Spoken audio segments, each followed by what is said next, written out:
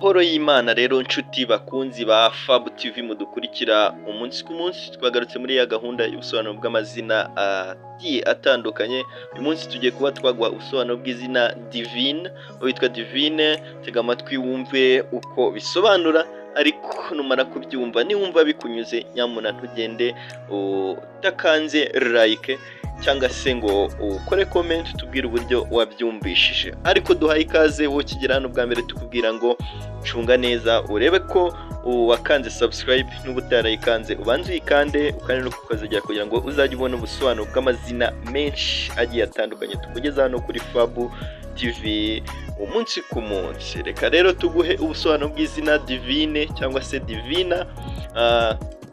Izina rero Divine cyangwa Divina rifite inkomoko mu Gifaransa ndetse no mu Cyongereza, rikaba risobanura ay'Imana cyangwa se ije riturutse ku Mana cyangwa se ryera. Izina rero rifite imbaraga z'umwuka kandi rikunze gukoreshwa n'ababyeyi bashimira Imana rero cyangwa se bifuza ko umwana agira ubuzima burangwa no gutungana. Bijyanye n'imico n'imyitwarire y'uwitwa iri zina Divine.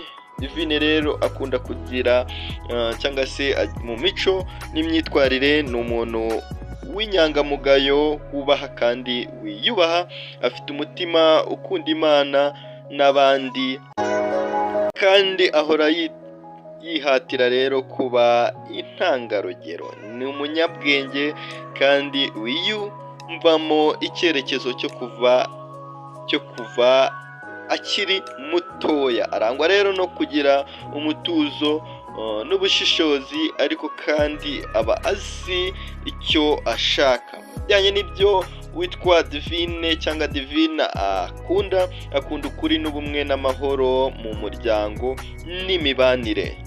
Akunda rero gufasha abandi, cyane cyane abababaye cyangwa se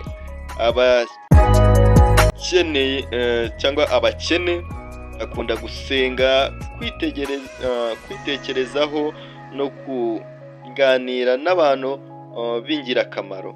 Bijyanye n'ibyo yanga ikinyoma, uburyarya n'ubugome. Yanga rero kubuzwa amahitamo cyangwa se guhatirwa ibyo atemera. Ntiyishimira akarengane cyangwa se kubura agaciro. Mu bijyanye n'inzozi z'uwitwa iri zina Divine, akunda kugira inzozi zo kuba umuntu w'indashyikirwa mu buzima bwe no ku ruhande rw'Imana. Akagira rero umuryango wunze ubumwe, utekanye kandi wubakiye ku ndangagaciro. Ikindi, akunda kugira inzozi zo gutera imbere mu buzima mu buryo bwuzuye umwuka, ubwenge n'ubukungu, no gusiga izina ryiza. Rero yari ubusobanuro bw'izina Divine. Witwa Divine, twandikire muri comment utubwire uburyo wabyumvishe. Nyamuna wowe utarakanze subscribe ucunge neza urebe ko utayikanze, nurangiza uyikande ubundi ibintu bikomeze kugenda neza. Ini Fab TV turabakunda cyane. Ciao ciao.